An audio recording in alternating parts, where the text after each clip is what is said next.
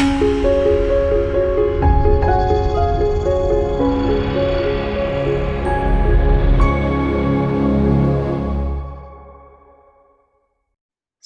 welcome to the show. I'm your host, Dr. Joseph Coppus, and today I'm lucky to be joined by my guest, Dr. Weston Shelton of Root and Bloom Chiropractic. Thank you for joining me today, Dr. Weston. Thanks for having me. Of course. So you are one of two of the heads of Root and Bloom Chiropractic. Yep. So it's a practice that me and my wife opened in July of 2018 after we graduated school down in Atlanta, Georgia. We worked down there for a short time after school, and then we came back to the West Chicago area so that way we could open up our own practice and see a lot of kids and pregnant moms. Mm-hmm. Yeah, that's awesome. And who better to now talk about the subject of pregnancy and child giving than you, who A, has a practice that focuses on this, and B, are going through your first pregnancy yourself right now, right? Yeah, well, I'm not going through the pregnancy, Dr. Warren. Yeah. But yeah, we have a little girl coming to the practice in July. So we're really looking forward to meeting her. So that's very exciting. That's very exciting. So, and I'm happy for you guys too. That's, perfect. Thank you.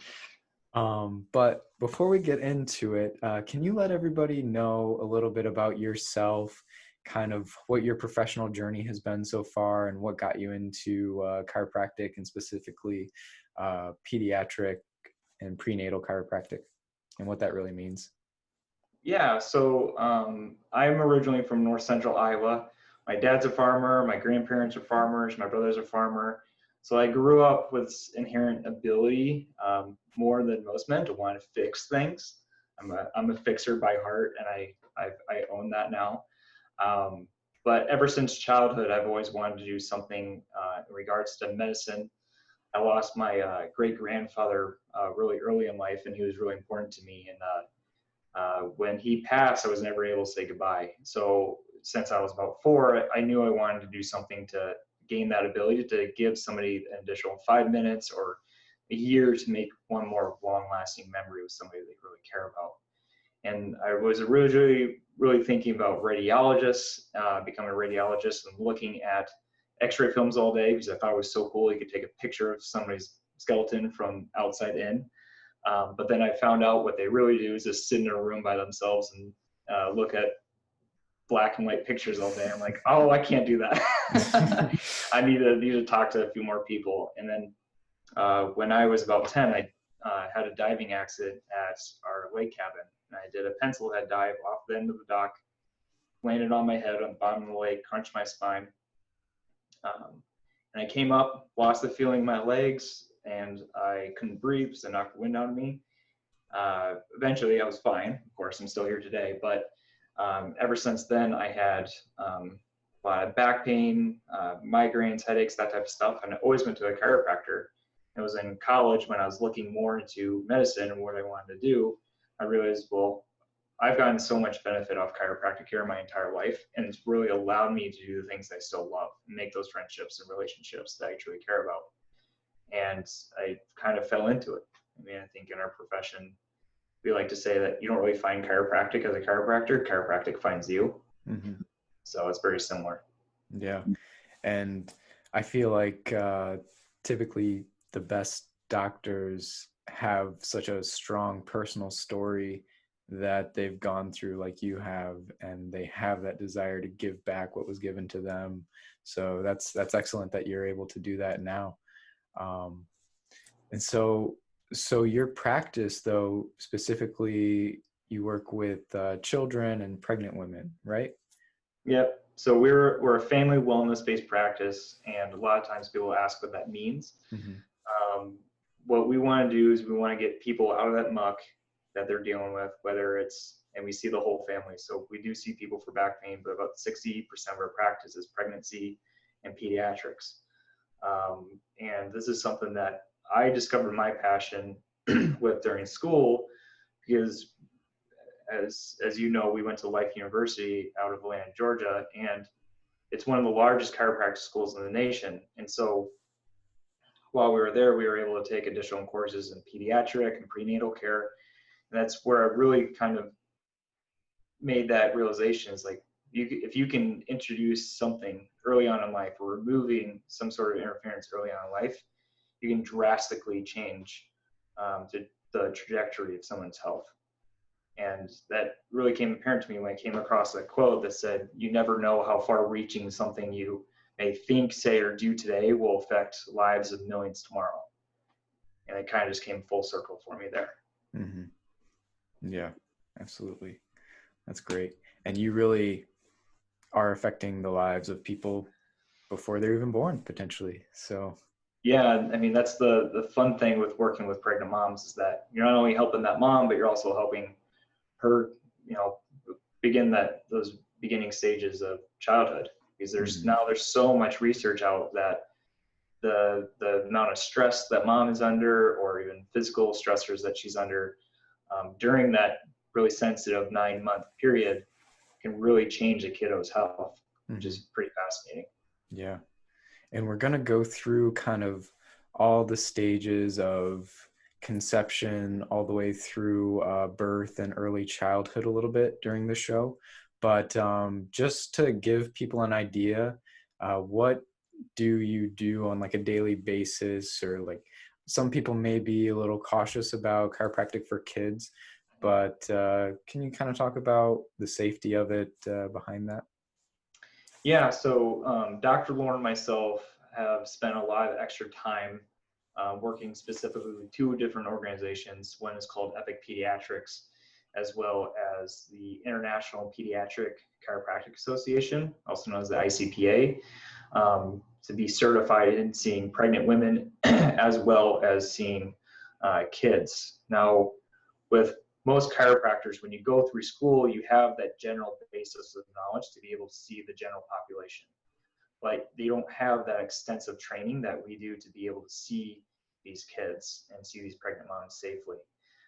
But in regards to safety of chiropractic care for kids, there was actually a survey study done in 2019, which was the largest survey study conducted in the chiropractic profession. And it mainly talked to mothers with newborns that were seeing kids for care. And it was roughly about 2,500 mothers. And during the course of period they reported 0 adverse reactions to a chiropractic adjustment. Typically, as chiropractors, we like to kind of brag about our malpractice insurance, because we can all assume that malpractice has a direct correlation with risk involved in that profession. And most of the time, most chiropractors, their malpractice insurance is less than their monthly car payment, or equal to. Mm-hmm. So it's quite safe in regards to that as well. Mm-hmm. Very good. So looking at conception, right? There's a lot of people who are struggling nowadays, it seems, to conceive. What are some things that you're seeing, and what are some things that you're seeing that are helping in your practice? Yeah, so conception's a big buzzword right now. And really it all comes down to stress. Now, in our daily life, there's 3 main sources of stress. There is a physical component, which is sitting at our desk all day, those postural stressors that we have, those car accidents, that type of stuff. There's chemical stressors, so the air that we breathe, the food that we're putting into our body, that is super important, as well as emotional stress, which everybody's super well known with, but it's also very undervalued. And typically when mom or dad is involved with this too, if they are in a high stress state, they're in a sympathetic dominant state where their brain and their brainstem is overfiring, trying to fire off those instinctual methods to get away from a saber-toothed tiger, the brain and the body don't really want to conceive a baby at that time. They don't want to carry that baby for 9 months, because your brain thinks physiologically, there's a tiger that's going to get me, and I have to survive this moment so that way you can get to tomorrow. Instead of thinking, I'm great, let's grow this baby. Let's digest all this food. Let's not have an autoimmune issue. And so it really comes down to a lot of that stress that we're taking in on a daily basis is what we see. Mm-hmm. Absolutely. And is it a lot of times, is it the woman? Is it the man? Is it like the whole, both partners involved in the stress? Does more blame get put on one over the other? I mean, I think we know the answer, but Well, culturally, yes, there is a lot of blame that gets put on mom, mm-hmm. Which is a shame because oftentimes it's not her fault. A lot of the times it's the vitality of the father's sperm, it's the mobility of it. Also, you have to look at the whole structure of that. How is the cell membrane focused around that sperm? Is it able to dissolve once it gets into the egg? Is it able to even reach the egg? And so there's all this IV and other issues that women have as well. But I think both partners typically need to have that share that blame. And I think mm-hmm. unfortunately it's always put on the mom. Yeah, and blame probably isn't I was probably misspoke by saying blame, but yeah, we know. But I had this little blurb from this article that we were talking about before we started, and it says, as sperm traverse the male reproductive system, they jettison and acquire non-genetic cargo that fundamentally alters sperm before ejaculation. These modifications not only communicate the father's current state of well-being, but also have drastic consequences on the viability of future offspring. So that tells us, just how important it is for both the male and the female to be viable and healthy and in a good state of health at the time of conception. And that's, ideally what you and Dr. Lauren are trying to achieve, right? Yeah. So, oftentimes we'll have a mom that comes into our office, or a potential mom coming into our office that has gone through the gamut of tests. They've looked at the egg counts. They've looked at the vitality of the eggs. They've looked at menstrual cycle. They've looked at husband's mobility rates and his sperm count and done what they can. They've tried IVF. But ultimately, we want to look at is both partners' bodies in the most optimum state of health possible? Mm-hmm. Is that no matter what is going to be able to improve your chances of conception? Mm-hmm. And so we like to talk through a lot of the basic health principles that we share in our office with these expecting parents. And so one of the main ones is we have to see what's going on in that nervous system. Because you go to these fertility doctors and they're checking all these things, they're checking all their menstrual cycles and all these reproductive systems, but nobody's assessing the master controller of the body, which is the brain. You're not assessing the communication pathway of the body, which is the spinal cord and all the nerves that come off of it.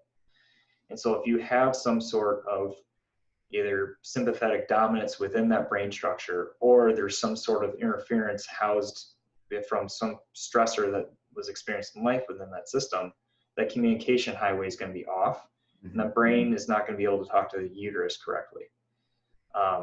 Another thing that we really like to look at is, what does your diet look like? Are you eating McDonald's every day for lunch? Are you trying to have a salad and have healthy fats and getting a lot of your nutrients from food? We really stress that the majority of all your vitamins and minerals should be coming directly from the food sources that you eat. Yeah. Supplements are great, but they're a great backup system to make sure you got enough of them throughout your day. Mm-hmm.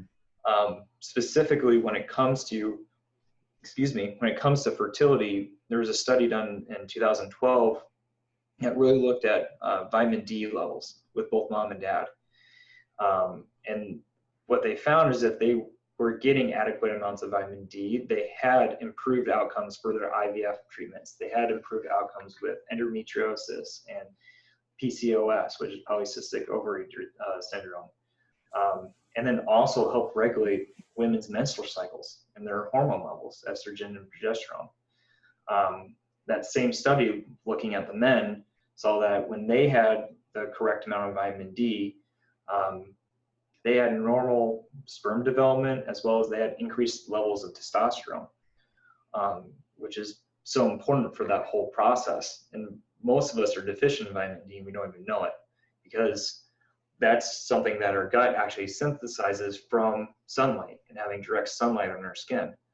But culturally, today, a lot of us work in these offices downtown in Chicago. We sit in a dark train to get home back to the suburbs, which then we're walking home usually in the dark. And in Chicago, the winters here are long and dark, so you're definitely not getting sunlight then. So that's one of the essential supplements that we suggest almost everybody taking, whether they are looking to conceive or just have that optimal level of health and wellness. Mm-hmm. Yeah, absolutely. So like you said, just to reiterate how important vitamins and minerals are, especially vitamin D, healthy fats, healthy foods, staying away from that junk food, the processed food, and also just the overall integrity of the brain and the autonomic nervous system, the nervous system. And obviously we have a special bias towards the nervous system. And how lucky are we that chiropractic has such a profound effect on the nervous system, and you're able to make those positive changes in so many people. But go ahead. Sorry. Well, I was just going to say, and it's amazing that you can also do everything that we are able to do without having to do any type of cracking or popping. I know when a lot of people think about chiropractic care and they think about pregnancy or kids, they say, I don't want them doing that to my newborn's neck. Mm-hmm. And that's why it's so important to make sure that you find, if you are looking to have, considering taking your kid to a chiropractor, that one, they see kids on a regular basis. A lot of chiropractors will say that they see kids, but if you go to their social media, and in 2020, your social media should be a profile of what you're doing in the office every day. And if you don't see kids on their social media accounts, then the chances are they probably don't see kids on a regular basis. Mm-hmm. And also making sure that they are either certified or they have experience working with these kids. Because the way that we adjust when we work with these kids, it doesn't involve any cracks or pops. You can have the same benefits without having more of that osseous or aggressive style. And we like to say that we practice in a tonal model because I want to look at the tone of that nervous system. Mm-hmm. And I mean, I know there's been recent studies, I can't think of the year, but there was one that showed, based on a tonal model of chiropractic care, that there's actually increased muscle strength with stroke patients after an adjustment, which is so incredible because everybody associates chiropractic with stroke when really the data is not there to support it. Mm-hmm. Yeah, absolutely.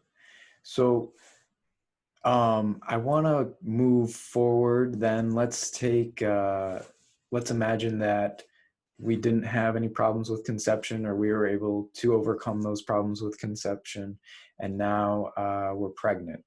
What are some common issues that you see once a couple is pregnant, or some issues that the woman might see?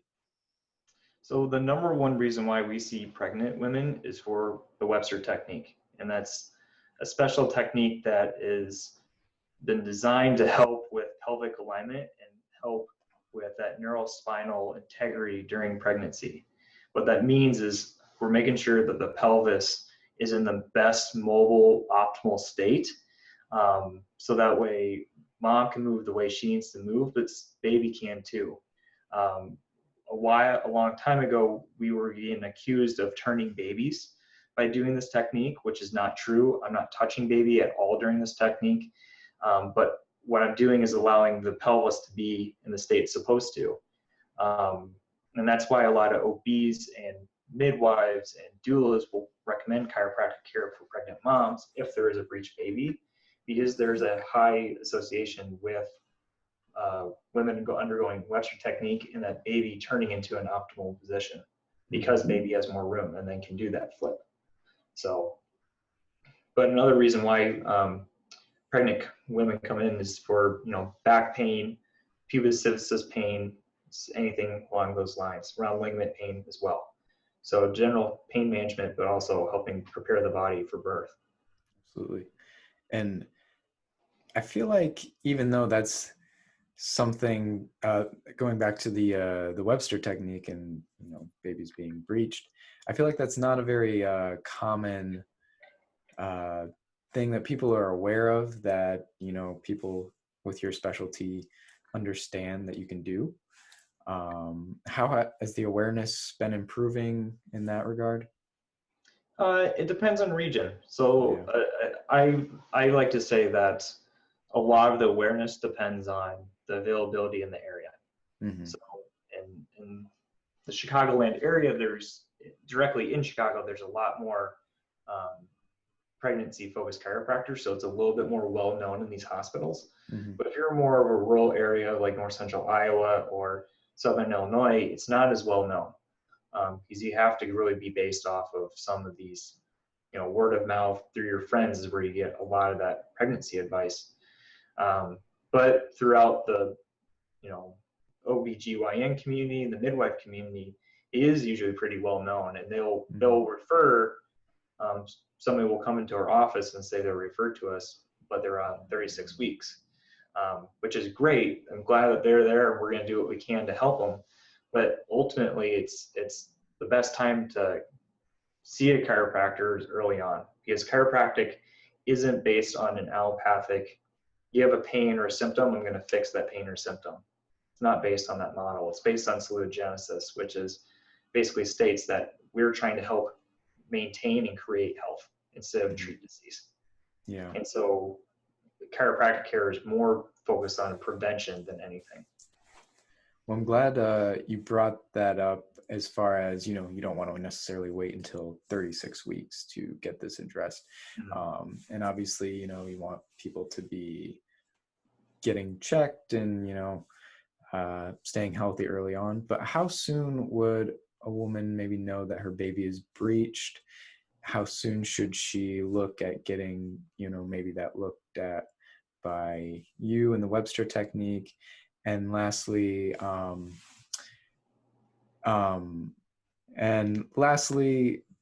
what, I know there are different types of breach, right? Mm-hmm. So Yep. which breach do you see the best results with, and which type of breach may need to see maybe more serious medical or more invasive medical intervention? So that's a great question for your OB or your midwife if you are pregnant. Mm-hmm. Typically, when I'm looking at a malpositioned baby, I'm looking at how is mom's pelvis and hips and round ligaments, how is that all working? Because there may be some underlying issue that we are unaware of that we won't know until the birth. Either it could be some type of shortened cord or some other issue inside belly that typically isn't seen. Usually most women see or know the position of baby around 30 to 36 weeks. Every midwife and OB has different times when they start letting moms know where baby's at. But typically it's that's something that you would want to definitely talk with an OB or your doctor or midwife and more extensive, because typically what they'll do is they'll either wait up until 40 weeks to see what happens.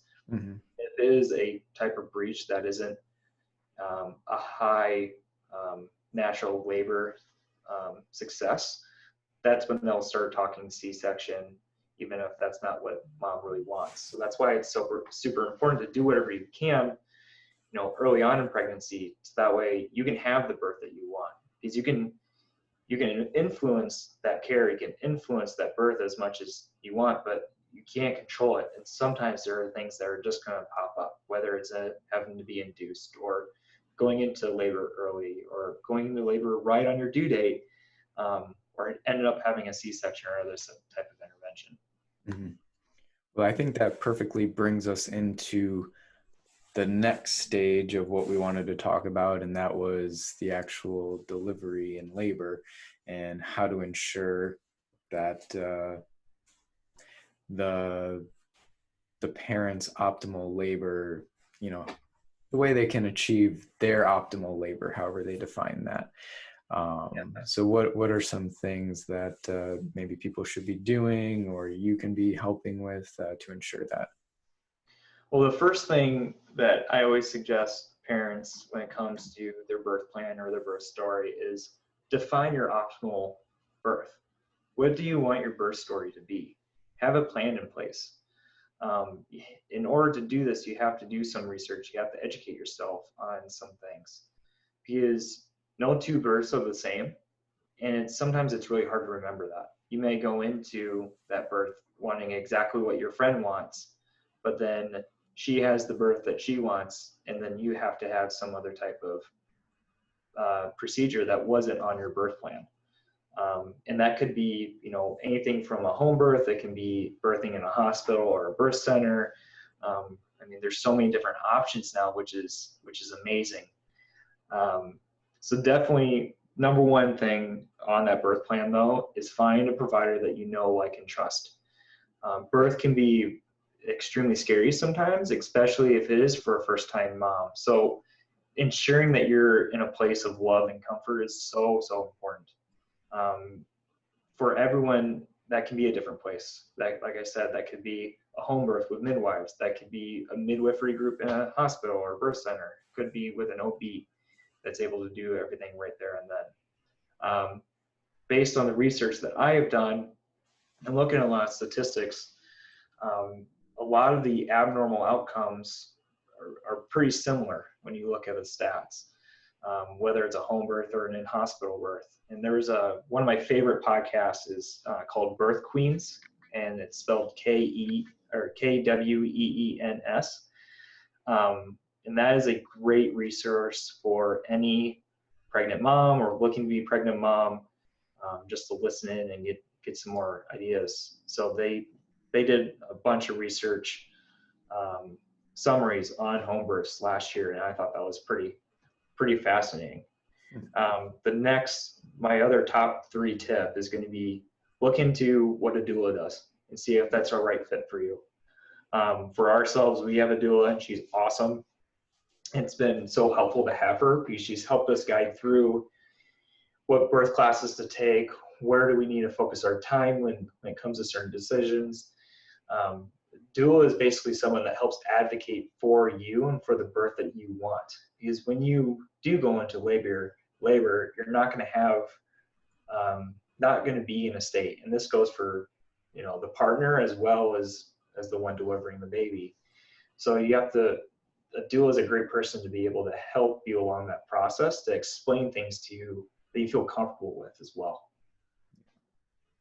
Very good. Yeah, they would be great to have on the team, along with many others, of course. So that's fantastic. I liked what you said. You really need to educate yourself, have a birth plan, but sometimes, unfortunately, things don't go as planned. But just trying to do the best you can to stick to these healthy guidelines that you're kind of setting for us. Yeah. So once the baby is born, a lot of times babies will have issues with breastfeeding, or that's something that we've talked about that you guys have helped a lot with. There's a lot of issues as far as what might be preventing the child from breastfeeding appropriately. Can you discuss this part of childhood? Yeah, so I like to talk about this part is that 4th trimester, because that 4th trimester is such a big transition. I mean, you think you have 9 months to get prepped and get ready, but then you probably end up buying a house or you start moving. So then you have home projects and the nursery's still not done and baby's three months away. That 9 months is not a lot of time. And so during that time, mom's body is making a ton of changes. It's growing this other human inside of her. And her body and center of gravity has to change. She has a lot of biomechanical changes, and that's why Webster technique is so important in seeing a chiropractor early on in pregnancy. But it's also really important afterwards, because then your body wants to snap back as fast as it can. And so typically it's within that 3-month period is where moms will get the most progress in that recovery post-birth. So that's why I like to call it the fourth trimester. Also, they have a big transition because you're taking care of a human now.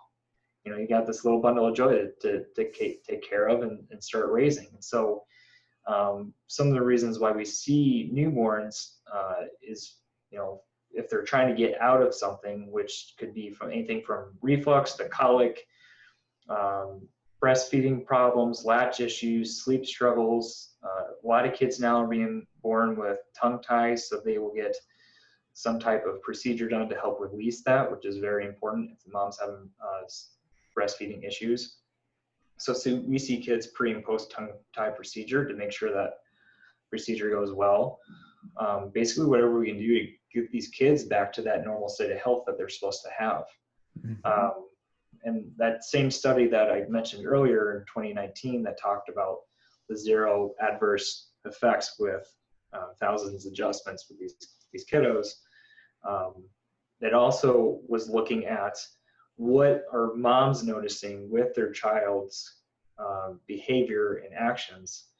And so that survey that saw 2,500 mothers also saw statistically significant improvements in sleeping problems, feeding problems, excessive crying, which is colic, and restricted range of motion, mainly in that neck area, because about 99% of kids after they go through that birth process have some sort of physical issue within their spine. And most of the time it's at the top of the neck, because that's where a lot of that pressure is. And if you think about a baby's head, you're supposed to protect until they can hold it up, right? You're supposed to be able to protect that because the neck doesn't have that musculature developed to be able to hold it up and protect itself. But then that head and that neck has to go through a small opening. And so there's a lot of tension and stress, physical stress that gets placed on that baby. And so that's why we see a lot of kids right after a birth. But talking just improvements as well for mom, in that study they found improvements in postpartum depression, anxiety, as well as overall improvement in satisfaction of motherhood, which is pretty amazing because every mom and dad wants to make sure that their kids are healthy in the first place, but they want to make sure that they feel good about the decisions that they're making. Mm-hmm. It's just incredible being able to work with these kids and really help them set a different trajectory for their health. Yeah, absolutely. And that must be so rewarding because, oftentimes if I ever work with a younger kid, I always think, they're coming to me and I'm basically the fork in the road, as are you. And if you are able to help them and change the trajectory of their life, they can go on and lead this much better and productive and happy life. Or, they could keep on the path they're going down and may not be as happy of a story, Yes. So a lot of times being able to influence and really make lasting changes in young people's lives is so rewarding. Yeah. Yeah. And it's also really rewarding when we have kids that come into our office that don't have any issues. They're not crying. They're a happy, healthy baby. But oftentimes what we see with those kids, and we see this with adults. The other day I was talking with a mom who, as a little girl, had a ton of ear infections, who then had her tonsils removed, who then had asthma and had to carry an inhaler around. And I said to her, I was like, how different would your life have been and your health be now if you didn't have to go through that tube surgery and all those rounds of antibiotics as a kid? And she kind of looked at me and was like, oh, I'd be a different person. My life would be completely different. Yeah. And we got on this topic because I was talking to her just about, her sick days, because she was telling me that she had consistently been the sickest member of her family. She has two little kids and then her husband, and she would always be the one that gets sick. And then in February, when we had a wave of flu and strep come through our area, she was the only one in the family not to get sick. And the only difference she said that she made in her lifestyle was coming to see a chiropractor, mm-hmm. which was pretty amazing. And I've heard that so many times before, that these people come in and they are seemingly healthy, but they have a back issue or a knee issue. But then they realize, I'm not getting as sick for as long or as bad if if I get adjusted. My kids aren't missing as many days of school because of this. And it's just something that they notice. So, I mean, it's whether you have something going on or if it's, you don't think you have something going on, you might have an underlying issue in that, brain or nervous system that's not there. And I think you see this in your office all the time. Yeah. Especially when I know you guys look a lot at the eye movements and all those reflexes. Mm-hmm. Yeah. But no, you're absolutely right. Checking for reflexes, especially in these young children, is crucial. And I know you do that in your office, and we do that in our office as well. Even sometimes in adults may have some of these primitive reflexes still present. We can get, there's a whole other podcast we can get in on primitive reflexes and why they're still there. But, just being able, having the knowledge to check for these things and then how to remediate these things really has a drastic impact on a lot of people's lives, like, but yeah. So Dr. Weston, we are just about out of time, but I just wanted to thank you for being on, and I wanted to leave any room at the end for you to kind of go over anything we may have forgotten throughout the podcast. Yeah, well, I want to thank you so much for having me on. I love talking chiropractic care for kids and pregnancy. It's so unheard of in a lot of places. So anything that we can do to make sure that people know that, one, we're here and we can help, but also so that way, even if you're in New Zealand or in Europe, we know doctors all over the world. So if anyone is curious at all, please reach out to us through our website.